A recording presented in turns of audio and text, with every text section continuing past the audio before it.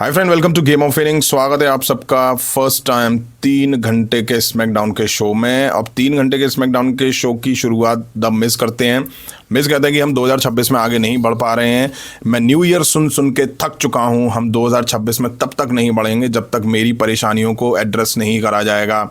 पहली परेशानी मेरी, मैंने कहा था कि जॉन सीना के साथ एक मोमेंट मिलना चाहिए था मुझे रिटायरमेंट टूर में, क्योंकि हमारी कहानी को क्लोजर नहीं मिला। मुझे सीना को टैप आउट कराना था, वो मुस्कुरा के आगे बढ़ चुका है। टेक्निकली मुझे पनिश करा जा रहा है।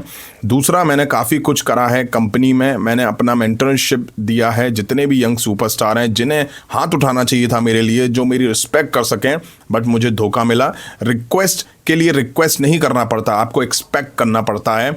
तुम सब जितने भी लोग मौजूद हो, तुम लोगों से बात कर रहा हूँ। 2025 में जेली रोल लग रहे हो तुम सब वहाँ खड़े हुए। शिकायत थर्ड, ये ख़त्म नहीं हुआ है। शिकायत नंबर 4, मुझे पता है इसका मैं नाम नहीं ले सकता। वो इंसान जिसका नाम तुम नहीं ले सकते, और उसके कुछ दोस्तों ने मेरा लास्ट स्मैकडाउन बर्बाद कर दिया। वो मेरा निक नेम लेके आया, एक ऐसा निक नेम जो सही नहीं है। क्राउड इसके बाद टाइनी बॉल चैंट्स कर रहा था। ये एक चीज़ नहीं बनने वाली है, ये एक दायरा होता है। हम 2026 में हैं, जॉन सीना जा चुका है, बाय बाय, और हम उसे वापस देखना भी नहीं चाहते हैं, क्योंकि मैं इस कंपनी का नया फेस बन चुका हूं। क्योंकि इस सिटी की तरह मैं एक्चुअली चैंपियनशिप जीतता हूं। ओ ये मैं डेकोरेटेड सुपरस्टार हूं। 2 time WWE champion, 8 time intercontinental champion, 2 time US champion और 10 time tag team champion. First 2 time इकलौता ग्रैंड स्लैम चैंपियन इस WWE कंपनी का। इसका मतलब मैं फेस हूँ WWE का, मैं हूँ गेट कीपर इस कंपनी का, मैं हूँ लॉकर रूम लीडर, मैं सबसे ज़्यादा बड़ा हूँ। तभी यहाँ रैंडी ऑर्टन का म्यूजिक हिट होता है। फाइनली रैंडी ऑर्टन की वापसी हमें होती हुई दिखाई दी। मिस कहते हैं, ओ रैंडी ऑर्टन वापस आ चुके हैं स्मैकडाउन पे, मुझे नहीं मिलना चाहिए आरकेओ, वापस आ चुके हो तुम, अच्छा लग रहा है तुम्हें देख करके। जैसा कि मैं कह रहा था कि हम हैं लॉकर रूम के लीडर इस कंपनी के, हमने खड़ा करा इस कंपनी को, और हम शायद हो सकते हैं मिस केओ।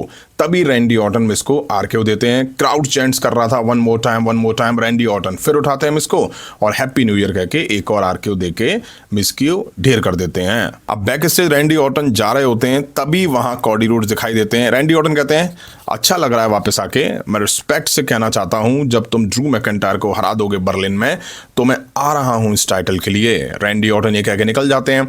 निक एल्डिस आके कॉडी रूड से कहते हैं, ड्रू यहाँ होने वाला है, वो आके तुम्हारा वापस से दिमाग खराब करेगा, बट तुम बच के रहना, मैं दोस्त की तरह तुमसे ये कह रहा हूं। अब मेरा सवाल WWE से ये है कि रैंडी ऑर्टन से कब तक कॉडी रूड्स के लिए ये कहते हुए सुनाओगे कि मैं टाइटल के लिए आ रहा हूं? भाई लाखों बार हम सुन चुके हैं ये चीज़।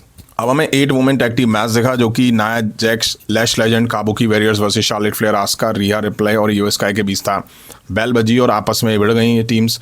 आस्का और रिया रिप्लाई मैच शुरू करती हैं, आस्का मार देती हैं, फिर रेहा पलटवार करके आस्का को बाहर करती हैं, कायरी को भी बाहर करती हैं। अलेक्सा ब्लिस पे कंट्रोल बनाते हैं ये लोग, अलेक्सा ब्लिस को फंसा के तब इससे मार देते हैं। अब अलेक्सा ब्लिस पलटवार करती हैं और शार्लेट फ्लेयर आती हैं, वो आके सब में मार देती हैं, स्पेशली नाया जैक्स और लैश लेजेंड की वो हालत ख़राब कर देती हैं। अब शार्लेट फ्लेयर पिट के टैग ईओ को देती हैं, वो आके इम्प्रेस करती हैं। अब ईओ स्काई को फंसा के ये तबीयत से मार देते हैं। फेस टीम की हर वुमेन को फंसा के इन्होंने मार दी। नाया जैक्स और लैश लेजेंड ने ईओ स्काई को मसल के रख दिया। रेहा रिप्लाई आके काबुकी वॉरियर्स को बुरी तरह मारती हैं। फिर ये सभी आपस में भिड़ती हैं। रेहा रिप्लाई कायरी सेन को रेप्टाइल देके ईओ स्काई से मूनसॉल्ट लगवा के पिन करके मैच जीत ले जाती हैं। अब हमें किट विल्सन दिखाई दिए, प्रीति तितलियों का किट विल्सन। तभी आ जाते हैं मैट कैडोना उर्फ जैक राइडर। कोई इंटरेस्ट नहीं था इनके मैच में, मुझे तो नहीं था। एक तरह से ये ब्रेक पे जाने का मैच था वहाँ बैठी ऑडियंस के लिए। एंड में मैट कैडोना इस मैच को जीत लेते हैं, और आपको बता दूं मैट कैडोना ऑफिशियली स्मैकडाउन पर आ चुके हैं। अब हमें व्हाइट 6 एक रिकॉर्डेड प्रोमो में दिखाई दिया। वो कहते हैं, फैमिली का मतलब क्या होता है सोलो? ये सवाल तू तब से ढूंढ रहा है जब से तुझे असली ब्लड लाइन से निकाल दिया था।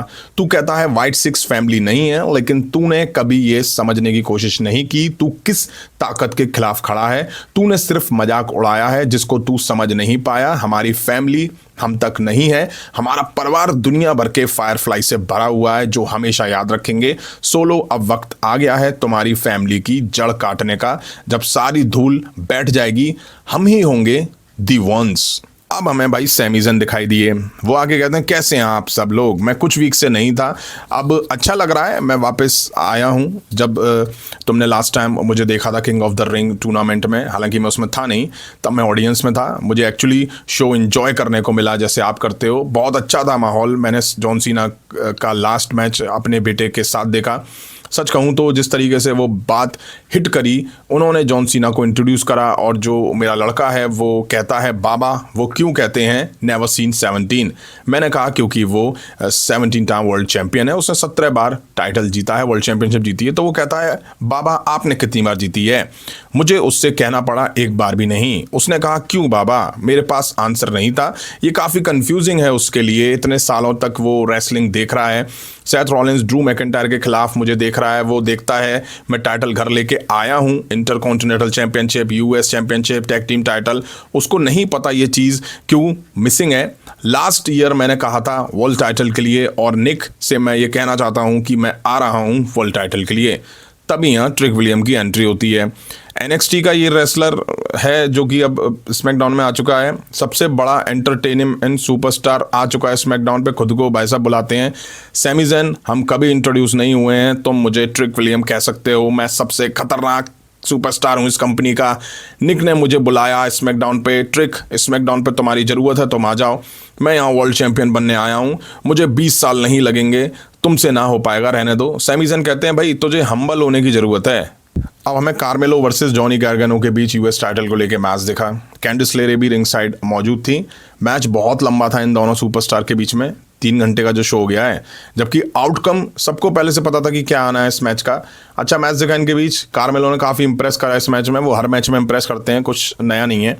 जॉनी ने भी दम दिखाया और एंड में मैच कार्मेलो ने जीत लिया और टाइटल यहाँ रिटेन कर लिए। अब कॉडी रूड्स बैकस्टेज दिखते हैं। कॉडी रूड्स को लेके क्या दिख रहा है, अरे तुमने ड्रू मैकिंटायर को देखा, अरे तुमने क्या ड्रू मैकिंटायर को देखा। पिछले 2 वीक से कॉडी रूड्स को लेके बैक स्टेज यही दिखता है और यही दिखता फिर रहा है कि तुमने ड्रू को देखा, तुमने ड्रू को देखा। अरे भाई देखा नहीं देखा, तुम खुद जाके देखो ना यार। और तुम्हें करना क्या अगर देखा है तो टच तो तुम कर नहीं सकते हो ड्रू को। अब हमें 3 पीस सूट वाला चैंपियन कॉडी रूड्स दिखाई दिए।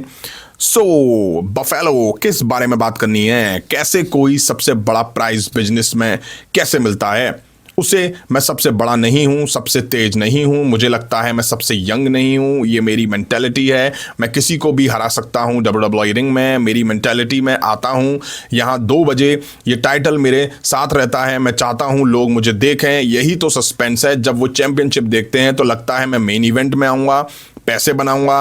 उन लोगों को जेलसी होती है, मुझे तो अच्छा लगता है ये, मुझे अच्छा लगता है कि उनके लिए पहाड़ है चढ़ने के लिए। अभी एरिना में जब मुझे एक सस्पेंस और बताना है, मैं जब पीछे बैठा होता हूं तो मैं हंसता हूं, कैमरा मूव होते हैं, रियल चीज़ें कैप्चर होती हैं, कोई भी नहीं पूछता मुझसे मैं क्या देखता हूं, दोस्त हो या दुश्मन। जब मैं ड्रू मैकिंटायर को देखता हूं तभी ड्रू मैकिंटायर स्क्रीन पे दिखाई देते हैं।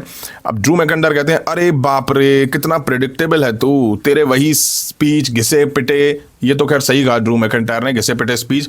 तू ट्रेडिशनल है, तू मेरा दोस्त सबसे बोरिंग है, मैंने बहुत कोशिश करी स्टिपुलेशन दिखाने की, इस तरह मैच जो तेरा बाप लड़ता है 1 बार नहीं 2 बार हारने के लिए, मैंने उसे 3 स्टेज ऑफ हेल में अपग्रेड करा है। पहला एक रेसलिंग मैच जहां मैं साबित करूंगा मैं तुझसे बेहतर हूं। दूसरा फॉल्स काउंट एनीवेयर, तू टाइल्स पे DDT करेगा, कर मुझे, मैं तुझे साबित करूंगा और मैं तुझे सबसे ज़्यादा मारूंगा। थर्ड है वो होगा स्टील केज के अंदर, कोई इंटरफेरेंस नहीं, बाहर से 2 एंटर करेंगे और एक चैंपियन बन के निकलेगा। मेंटली मैंने तोड़ा है, अब मैं तुझे फिजिकली तोड़ूंगा अगर तू चैंपियन रहा नेक्स्ट वीक तक, क्योंकि तूने अगर मुझे छुआ तो तू गया, तू यहाँ था नहीं। कुछ चीज़ें जो तेरी बीवी ने तुझे दिया था, एक आइटम उसमें से बड़ा कड़क है। ड्रू मैकिंटायर अब कॉडी रूड्स और उनके फादर की फोटो निकालते हैं जिसमें दोनों साथ खड़े हैं। ड्रू मैकिंटायर कहते हैं मैं डस्टी के लिए कुछ अच्छी फीलिंग लेके जाता हूँ, ताकि तू जैसे इंसान है वो ऊपर से देख के परेशान होगा कि तू कैसा इंसान है। ड्रू इसके बाद पटक के फोटो फ्रेम तोड़ देते हैं। कॉडी रूड्स भागते हैं बैक स्टेज, निक एल्डिस और ऑफिशियल के साथ कॉडी रूड्स को रोकते हैं और अब ड्रू मैकिंटायर रिंग में आ जाते हैं। कॉडी मैं रुका हूँ तेरे लिए रिंग में, तुझे रिंग में आना पड़ेगा, जल्दी भाग कॉडी जल्दी भाग। सिक्योरिटी ऑफिशियल रिंग में घुसने से पहले कॉडी को पकड़ लेते हैं, पीछे से पकड़ के पीछे की तरफ ले जाते हैं। अब कॉडी रूड्स ड्रू मैकिंटायर कहते हैं हैप्पी न्यू ईयर कॉडी और डस्टी की फोटो ड्रू मैकिंटायर अब जला देते हैं और ट्रैश कैन में डाल देते हैं।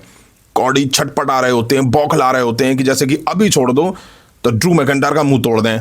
अब एक बात बताओ यार, कॉडी रूड्स को पता है ना कि ड्रू मैकिंटायर को छुआ भी तो टाइटल जाएगा, तो ऑफिशियली भाई क्यों पकड़ रहे हैं? छोड़ो ना यार, बेकार का केओस क्रिएट कर रहे हो। ड्रू मैकिंटायर उकसा रहे हैं, छोड़ो कॉडी रूड्स को, मारेगा तो टाइटल जाएगा, कुछ तो इंटरेस्टिंग दिखाई दे। लेकिन नहीं, ऑफिशियल्स ने पकड़ के रखा हुआ है, रोक के रखा हुआ है, और इस चक्कर में भाई ब्रॉल भी नहीं दिख पा रहा है इनके जो बिल्डअप में ब्रॉल भी नहीं दिखाए 3 स्टेज ऑफ हेल से पहले। नेक्स्ट हमें चेल्सी ग्रीन वर्सेस जूलिया के बीच यूएस टाइटल के लिए मैच दिखा। रिंग साइड अल्बा फायर और कियाना जेम्स भी होती हैं। शुरू में जूलिया हावी दिखी चेल्सी ग्रीन पर, ग्रीन पलटवार करती हैं बट जूलिया उसे फेल कर देती हैं। ठीक ठाक मैच दिखा इनके बीच, कियाना और अल्बा फायर भी रिंग साइड बढ़ती दिखाई दी, बट एंड में जूलिया ने मैच जीता और वापस से बन गई यूएस चैंपियन। अब जूलिया को हरा के चेल्सी ग्रीन चैंपियन बनी थी, ग्रीन को हरा के वापस से जूलिया चैंपियन बनी है। वाह भाई WWE। ऐसा ही कॉडी रूड्स को हरा के सीना चैंपियन बने थे, फिर सीना को हरा के कॉडी वापस से चैंपियन बने घूम रहे हैं। अब टाइम था मेन इवेंट का, जो कि हमें डेमिन प्रीस्ट वर्सेस अलिस्टर ब्लैक के बीच दिखा। ये एक एम्बुलेंस मैच था। बेल बजने से पहले ही अलिस्टर ब्लैक ने अटैक कर दिया डेमिन प्रीस्ट पे और रेफरी ने बेल बजवा दी। मैच शुरू हुआ तो रिंग में था, बट उसके बाद एम्बुलेंस के आसपास ही ये लोग लड़ते भिड़ते दिखाई दिए। टेबल, चेयर, क्रचेस जम के इनके बीच चलती हुई दिखाई दी। अब ये दोनों एम्बुलेंस के पास लड़ रहे थे, तब जेलिना वेगा एम्बुलेंस ओपन करती हैं, उसमें से रिया रिप्ले निकलती हैं। हालांकि रिया रिप्ले इस फ्यूड में उतना इन्वॉल्व नहीं थी, लेकिन दिखाई दी। वो वेगा को दौड़ा लेती हैं और रिंग में लाके भाई रेप्टाइल देती हैं। उसके बाद जेलिना वेगा पूरे मैच में नहीं दिखाई दी। अब अलिस्टर ब्लैक डेमिन प्रीस्ट को एम्बुलेंस में डालते हैं, एक डोर बंद करके दूसरा बंद करने में इतना नाटक क्यों यार? मैच यहाँ एंड नहीं होगा, पता है भैया मैं। खैर, अब डेमिन प्रीस्ट अलिस्टर ब्लैक को एम्बुलेंस के मिरर पे रेजर रेस देते हैं। अब ये दोनों एम्बुलेंस के ऊपर आते हैं। डेमियन ऊपर से अलिस्टर ब्लैक को टेबल पे फेंक देते हैं, उस पर कुछ रखा होता है पायरो वगैरह का। नीचे आके अलिस्टर ब्लैक को एम्बुलेंस में डाल के डोर बंद कर देते हैं और मैच डेमिन प्रीस्ट जीत लेते हैं। अब समझ ये नहीं आया, साइड गेट ओपन करने की क्या जरूरत थी भाई? पीछे के 2 डोर ही तो होते हैं, और भाई डोर बंद करने में इतना नाटक क्यों? एक डोर बंद करेंगे, फिर नाटक करेंगे, फिर दूसरा बंद करेंगे। अरे बंद करो फटाफट यार, खत्म करो मैच को यार। यहीं आज स्मैकडाउन का एपिसोड एंड हुआ। 3 घंटे का शो था। अब 3 घंटे के स्मैकडाउन था, मैंने पहले ही कहा था 2 घंटे का नहीं झेला जाता स्मैकडाउन। अब था क्या 3 घंटे में? लंबी एंट्रेंस, प्रोमो पे प्रोमो, वो सुपरस्टार दिखे जिनको महीनों से हमने देखा नहीं था स्मैकडाउन पे। टाइम बढ़ा था तो उनको मौका मिला, बट उनको लेके कुछ खास नहीं दिखा। लंबे एड्स ब्रेक भी हमें दिखाई दिए। अब प्रॉब्लम स्मैकडाउन की ये है कि यहाँ पे रॉ की तरह बड़े सुपरस्टार नहीं हैं जिनको देखने में मजा आए। रैंडी ऑर्टन की वापसी हुई, अच्छा है, लेकिन वापसी और अच्छी हो सकती थी। 3 घंटे के शो में कुछ ही मैचेस अच्छे थे, वहीं कुछ सेगमेंट तो बिल्कुल बेकार थे। मतलब ऐसा लग रहा था WWE टाइम पूरा कर रही है बस। वहीं कॉडी रूड्स और ड्रू मैकिंटायर की बात करें तो ड्रू मैकिंटायर ने बता दिया 3 स्टेज ऑफ हेल में कौन से मैचेस होंगे। 2 स्टेज पे अगर ये दोनों एक इक्वल रहते हैं तो 3rd स्टील कैज मैच दिखेगा। बट कॉडी रूड्स के प्रोमो यार, ड्रू मैकिंटायर ने सही कहा, घिसे पिटे ही होते हैं। मतलब कुछ सेंस नहीं है उस बात का, वो बोला जाता है प्रोमो में। मेन इवेंट बढ़िया था और कृपा हो WWE की जो डेमिन प्रीस्ट और अलिस्टर ब्लैक की 6 महीने से चली आ रही लंबी फ्यूड का एंड कर दिया है। आपने अगर वीडियो यहाँ तक देखी है, लाइक नहीं करी तो लाइक करें, चैनल पे नहीं तो चैनल को सब्सक्राइब करें। मिलता हूँ जल्दी नेक्स्ट वीडियो में। Thank you.